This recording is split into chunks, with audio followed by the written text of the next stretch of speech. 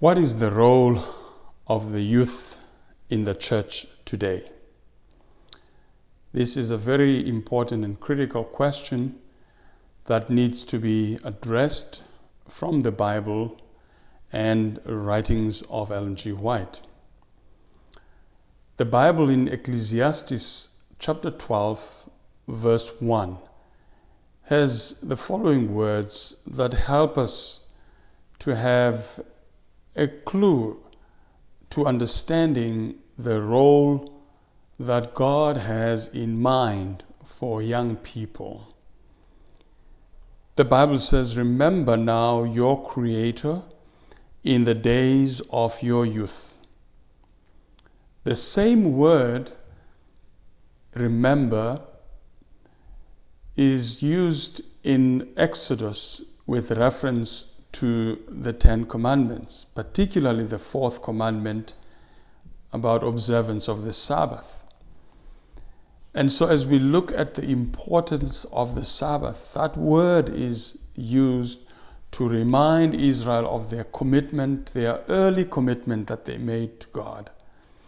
And so here, with reference to youth, there is a reminder about the importance of an earlier commitment, perhaps that was first done by parents as they dedicate their children to God. And then later on, the young people internalize this commitment and they make the God of their fathers, the God of their mothers, their God. And so they're reminded about that commitment, about the importance of their role in committing their lives to God's service. Because in the next verses it talks about the process of aging, that before one gets to that stage, it is important to remember your Creator in the days of your youth, before you are aged, while you still have the strength, while you still have the energy to do God's work. So as we look at Ellen White in Messages to Young People, page 204, she has this to say: "Preachers or laymen advanced in years cannot have one half the influence upon the young that the youth devoted to God have upon their associates." This means that there is a special role that young people can play that older people may try to play but may not play it so effectively. So this connects to this importance of the role of the youth as we think about the mission of the church. Looking at how our pioneers were called by God and for service, we find a very interesting pattern that they were called by God at young age. Ellen White herself was 17 when she received her first vision.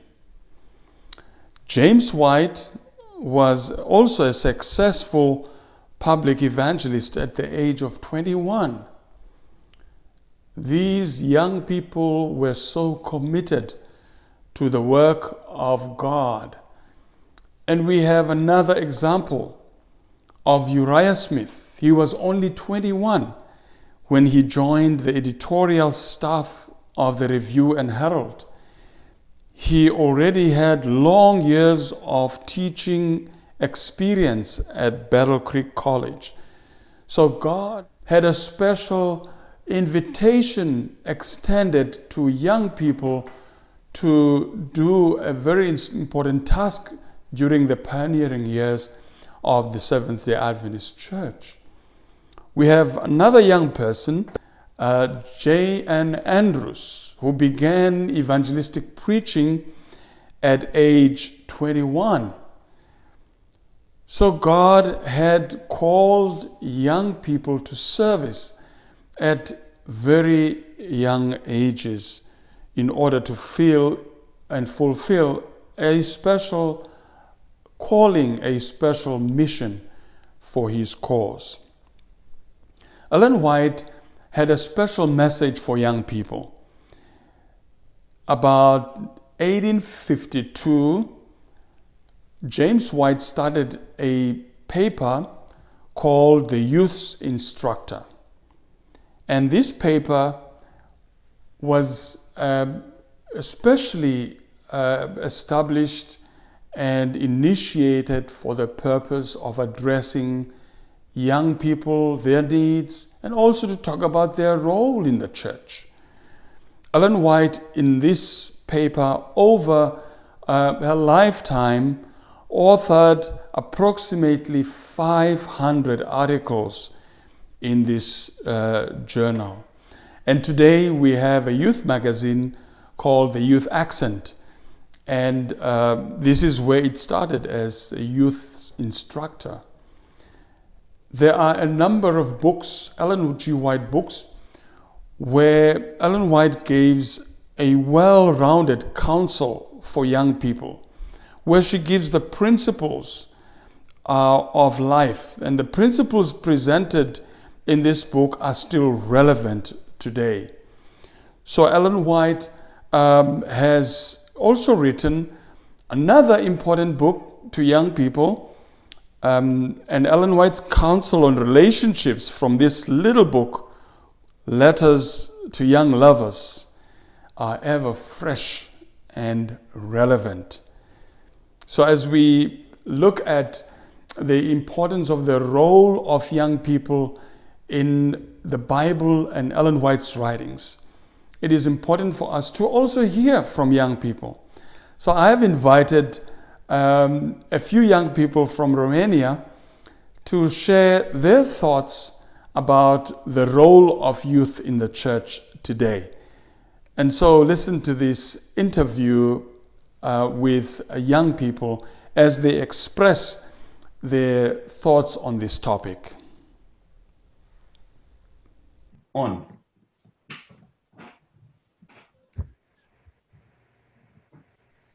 With me here, I have a group of young people from Romania, and we have a set of questions that we want to go through under the topic, the role of the youth in the church, and focusing on Ellen G. White's writings, looking at the Bible, and also our personal experiences. So they will be responding from those three fronts. Perhaps the first question that we may pose to this panel is, what does the Bible say about the role of the youth? The Bible warns that this period of time of life, the youth, is a time of special challenges, that there are powerful temptations. And for example, in the book of Ecclesiastes, it says, rejoice, young men, be cheerful, but remember that one day the judgment will come. So the Bible acknowledges this thing, that youth is a challenging time.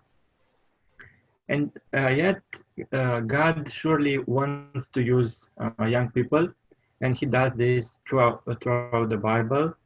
People like Joseph or Jeremiah or Samuel.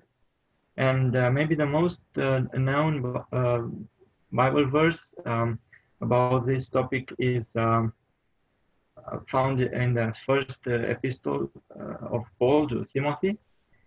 And Paul says, let no one despise your youth.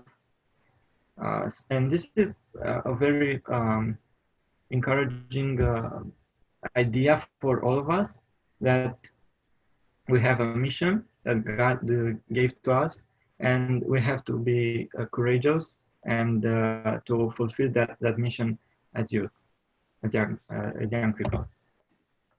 Thank you very much. That was a very good response to that question. And please feel free as a panel if you want to add to the comment that has been made on this important question. So the second question that I would like to present to this panel, what does Ellen White say about the role of the youth in the church today? Ellen White writes very clearly about the youth in the church. Her emphasis is on two main things. The youth represent the end of the spear, the tip of the spear of the church in evangelism, in spreading the good news. And every young man in the church should go to new territories, new lands to spread the good news, the word of the Lord. The second point she made is about gatherings, activities inside the church. The young people should gather with non-believers and with members of the church in little groups to share experiences. But also this type of meetings should be observed and closely analyzed by a mentor, an elder or someone who is older than them, to counsel them and share the experience with him. In other words, Ellen White puts a very great accent on young people, on the youth. And we should remember that if for our society today, this type of activities are out of fashion for some people, but Ellen White invites us not just to an activity, but to an attitude we should adopt. I like that idea of the importance of attitude. I think Yes. that is a very important point you have raised there, because from attitude, we also build our altitude and how we actually eventually connect to God. So thank you very much for that point, well made. The next question is, what does the church offer the youth today? Well, the church has a lot to offer. From the small communities where young people are involved in the Sabbath school, to the great international camps of pathfinders. You know, it's all about young people. If they choose to get involved, then they will realize how much the church has to offer. I can even say from my own experience, you know, ever since I was little, I like to get involved with everything I could, and sometimes with what I couldn't, just to be among the young and learn as much as possible. In the church where I come from, I managed to get involved in programs like The Little Preacher. Who has heard about The Little Preacher? And then about music programs, Pathfinder camps, then sport camps, organized by the Adventist Church.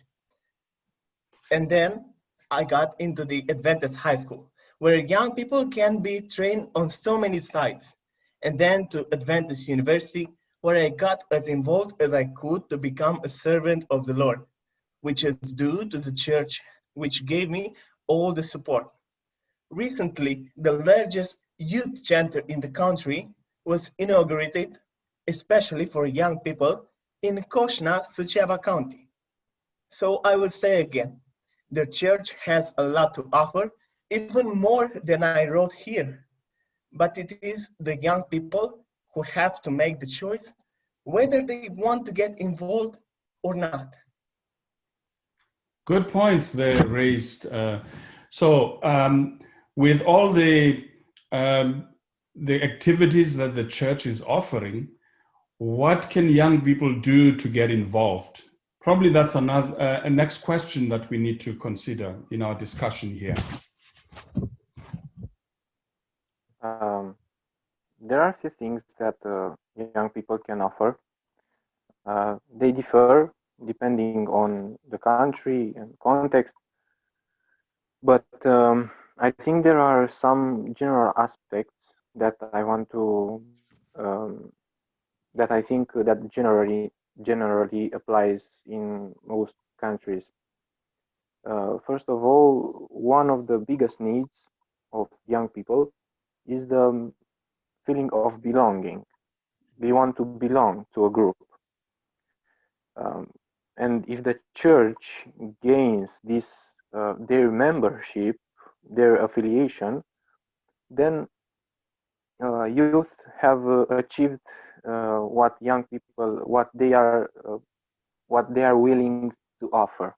I mean, they are willingly offer loyalty. And when the church has loyal young people, then they will offer certain things that they would not have offered if they did not feel that they belonged to the community. It is like a chain. When young people are loyal, they will give things. And for example, they will give their time. Maybe at this age, they don't have money because they depend financially on their parents, but they can give their time.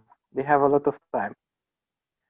If the church has projects in which young people can get involved, they will participate and invest their time in those projects. If young people are won throughout friendship, and if community members show that they care about them, then young people will offer their resources. And when I say resources, I have there are a lot of areas. For example, their creativity. The young people are very creative, and also their energy. Yeah. So when I say resources, there are many examples.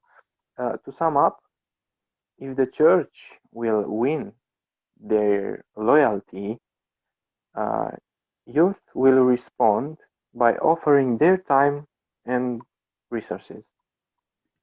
Thank you so much. I think you've covered a very, very vital ground there on the importance of building loyal young people within the church by the church nurturing that kind of loyalty. And in that way, young people will feel free to come up with ways in which they can participate. So thank you so much for that. Are the writings of Ellen G. White still relevant for the youth today? She has a lot of counsel for young people, but are these counsels relevant today? Well, yes, I believe they are very relevant. As a youth, what do I like most about the writings of Ellen White is that it approaches every Bible teaching in a way that actually it approaches every Bible teaching and it's explaining it in a both profound and also accessible language, which is very useful for the youth. As we know, the youth from nowadays gets bored very easily, especially when it comes to reading the Bible or the most hard parts of the Bible. For me and for a few friends, the writings of Ellen White were very helpful because it helped us to understand the Bible better, but not just to understand it, also to relate to it. So that's why the writings of Ellen White are relevant for the youth today at the first hand. But on the other hand, the writings of Ellen White are relevant for the youth today because it approaches some problems every youth has today, problems that we cannot find clearly in the Bible.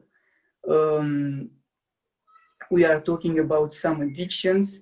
You cannot find in the scripture.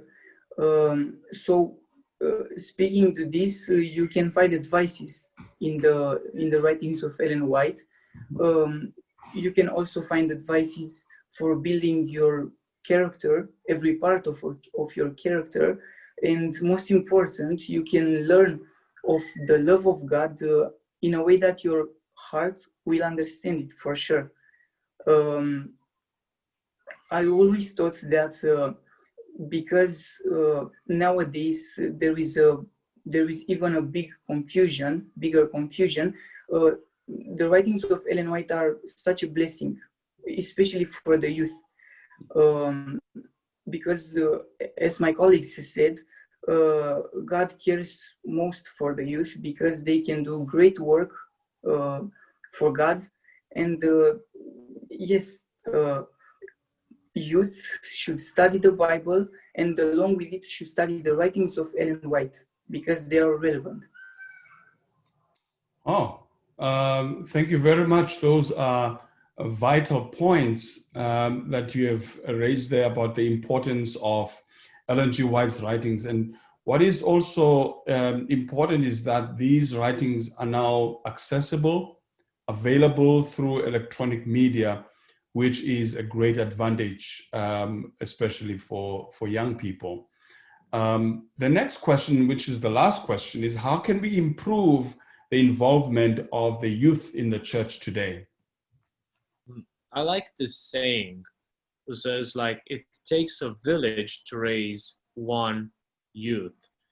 And I think this speaks a lot about wisdom and about the ways to communicate with the youths. And I think one of the most important things that the church needs to do towards the youths is to start making friendships.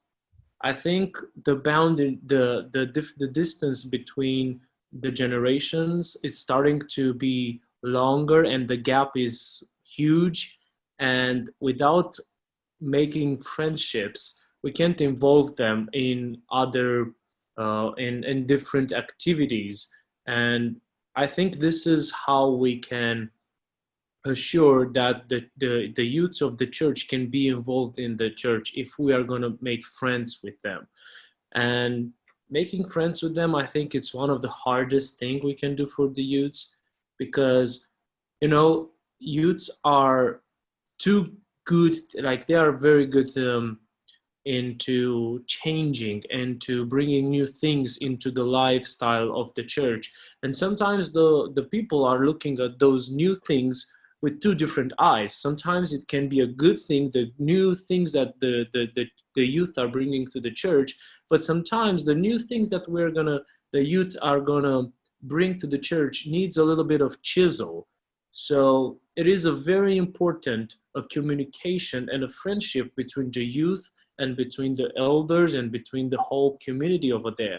Because after we get friends, then we can do a lot of activities. Being friends, we can do missions. And Ellen White talks a lot about the importance of missions and the fact that the youths are very important because they have enthusiasm, they have energy, and they have a lot of free time, and they can do all of these things. But if we're not friends with them, if we don't show that we accept them and we love them, we don't judge them, but we want them in our church, we want them in our lives, then we're not going to succeed if we can't show them these things. And we can do a lot of activities. And one of the things that I want to share with you, it is that we need activities that are not only spiritual activities. Sometimes the church might be full of spiritual activities, and the youths just want to have a time when they go and watch a movie with their pastor, a good movie where they can find some values over there. It doesn't have to be necessarily religious.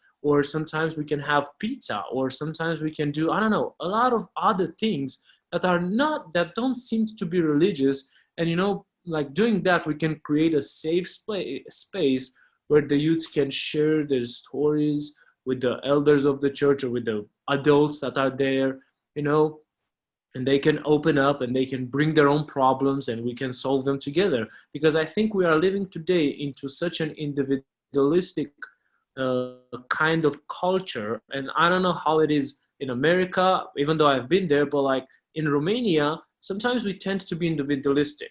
We're like, hey, what's going on with me? And that's the only thing that I care, not what's going on with somebody else. And, you know, bringing a problem to somebody else, that might be a step in order to fix the issue that I might have. So I think communication is very important. I think creating small groups, I think Bible studies, I think opening up is very important, but we can't do that if we are not making friendship with the youths of the church of today.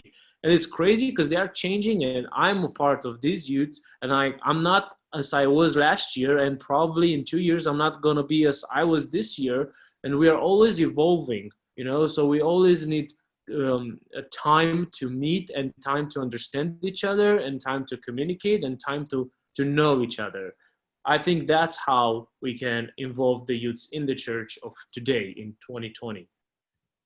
Thank you so much. I think the discussion was very fruitful, and my hope is that young people who are able to listen to these messages and these counsels, and also the church at large, may be able to draw from this collective wisdom on how the church can best work with young people.